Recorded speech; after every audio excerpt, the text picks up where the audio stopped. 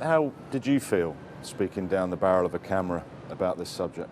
Well, I obviously didn't get as emotional as Ebony because, as I said in that video, I didn't really experience a great deal of that as a young man growing up in Jamaica, perhaps because I wasn't in that society or mixing with people that would have shown me that racism.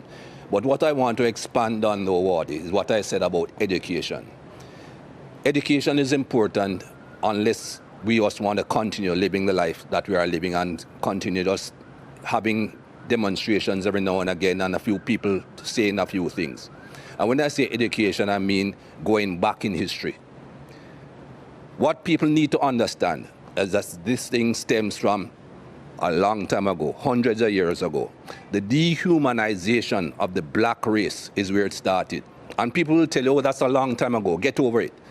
No, you don't get over things like that. And the society has not gotten over something like that.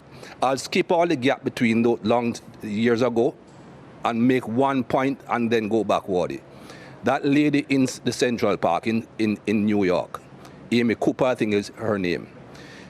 If she did not have in her DNA the thought process that she was white, this man is black, if I call a police officer, 9 times out of 10 he's going to be white, I'm going to be considered right immediately.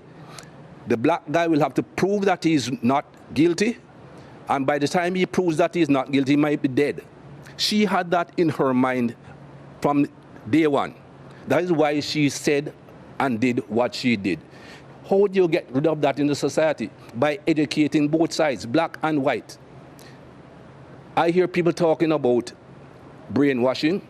I didn't quite understand as a young man what brainwashing meant. I now understand what brainwashing meant, what it means. We have been brainwashed, and not just black people. White people have been brainwashed in different ways. I go back many years. Think about religion. You and I are supposed to be Christians. I'm not really a very holy person, not a very religious person. That's what we were taught. Look at Jesus Christ, the image that they give you of Jesus Christ.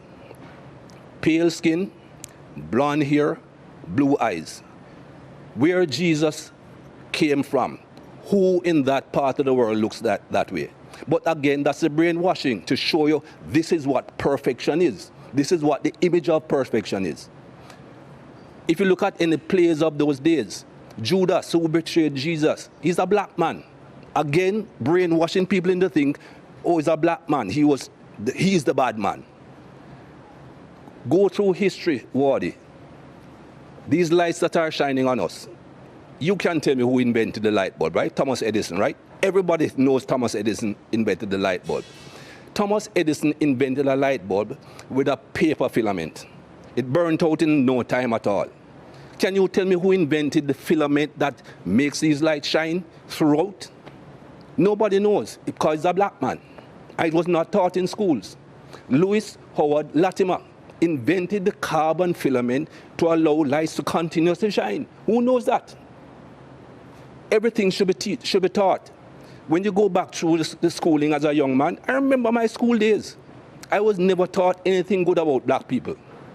And you cannot have a society that is brought up like that, both white and black, that only teach what's convenient to the teacher.